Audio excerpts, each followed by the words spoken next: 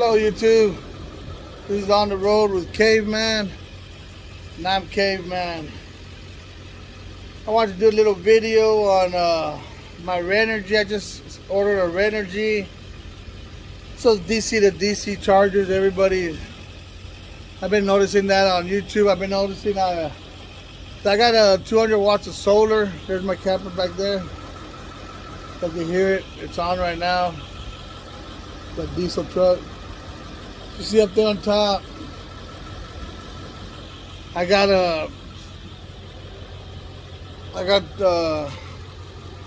200 watts of solar and two regular RV batteries, a lead acid. I just got them from Interstate, and two Interstate batteries, lead acid batteries, and so it's been working pretty fine because all I really needed for was my refrigerator, but I put a little bit bigger refrigerator in there than what I've had before, and now it has a pretty little good freezer on there. And since I did that, I noticed that I go out there fishing or whatever, and about a day and a half, I got a 2,000 watt inverter. My inverter starts beeping, and I don't have a. Otherwise, I gotta unplug my refrigerator. Like it's saying 2 days, more or less. I don't know, I'll get out there and do whatever I gotta do, and in 2 days, if I have really good sun, like today's really good sun, it might last 2 or 3 days. But I noticed here lately, been a lot of rainy season right now, December. And by the way, Merry Christmas to everybody out there. So say happy Merry Christmas, and hope everybody has a happy New Year and all that. Hope everybody gets what they want, or at least satisfied with what they get. But either way, yeah, so I noticed that, like I said, I was lacking a little bit of power sometime. And the only thing I could do, I bought a little battery charger, and what I was doing, I was, with my generator, because I carry a little generator with me, I just plug in the battery charger to my generator, run my generator for a few hours just to try to charge up the battery, get myself a little bit more power. Just enough to come home. I usually only go out for 3 or 4 days at a time. I don't really go out for too long. Not even that, say 2 days, 2 or 3 days. So really, that's all I nearly need. But I started YouTubing it, and a lot of people are having that DC to DC charger, which allows the alternator on your truck to charge your batteries while it's driving, the batteries on your camper. And that, in turn, whenever you get to your destination, whenever I get to my fishing spots or my camping spots, I arrive with a full battery, regardless of how the weather is. And if I see in 2 days, whatever, I need battery, I just turn my truck on for a while, let it charge up them batteries. Well, I just installed it, so I got the 40 amp one. They make the 20 amp, 40 amp, and 60 amp. And I think you can get bigger ones. I'm not 100% sure. I just know Renogy, the brand Renogy, and like I said, I haven't really tested it out that good yet. Like I said, I just installed it. I just wanted to show everybody how I installed it. And let me get to that right now.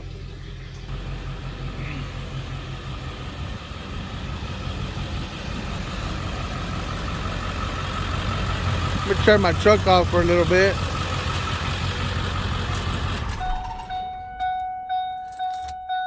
I ordered this thing right here from Amazon for all my connections.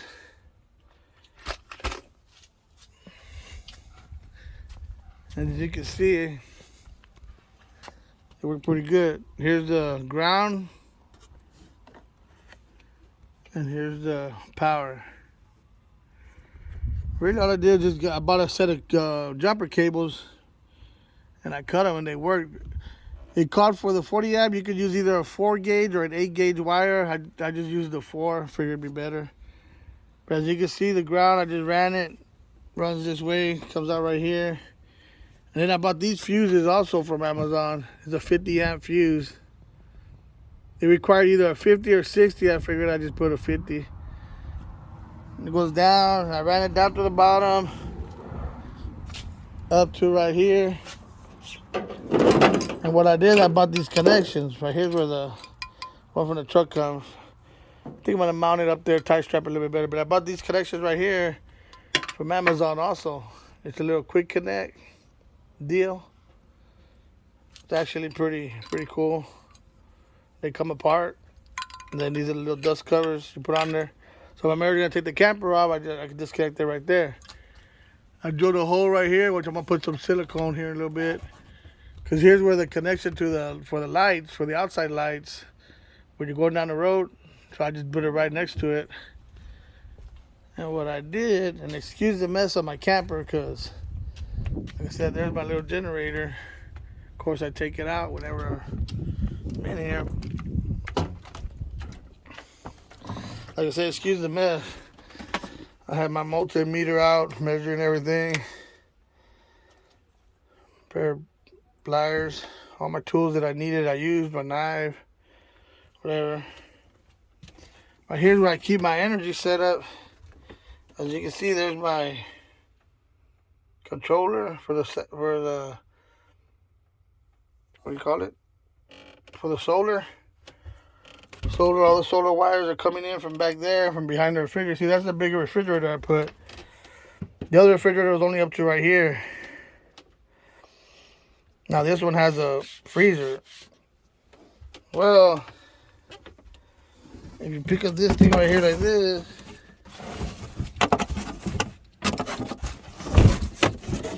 get this out of here.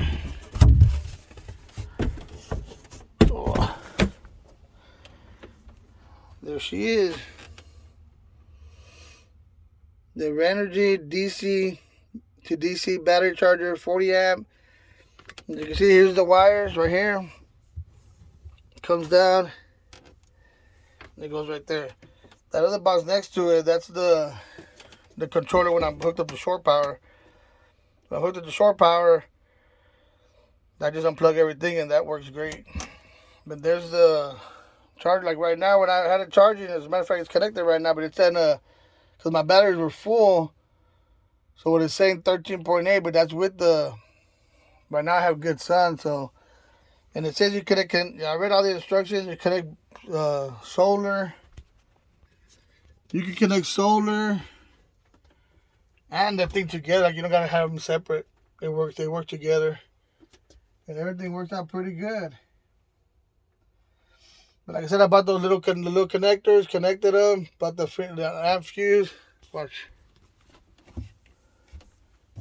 See right there, there's another fuse right there. I put another fuse on the other end. So this is the ones coming in right here. Coming in from the truck. That's going out from the charger. Put a little another 50 amp fuse right there. And in here is where I keep my batteries. I got two batteries. Parallel or whatever. Just kicked it up together. And with those two batteries, it seems to power my whole camper, which powered my camper pretty good. It doesn't power the AC, of course not, but that I gotta connect it when I get a chance. I mean, whenever I hook up, that's why I carry that generator. That way I can connect the. Oh, let me set y'all down right here.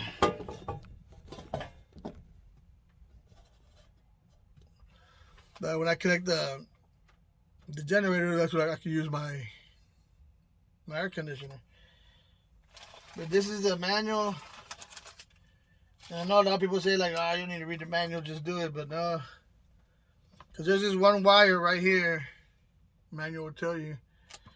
Because there's one wire that is supposed to be connected to, like, whenever you turn the key on your truck, that powers that wire, and it tells the DC charger to turn on.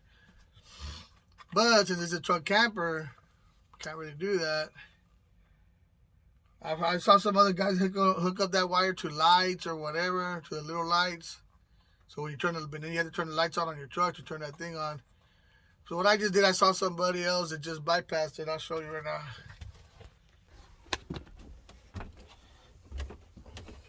From the spot where it goes over here, see right here, it goes right there. Brought it this way and just connected it straight to the power. So it's always on no matter what. But I figure if I don't want it on, all I gotta do is unplug it from those two red ones.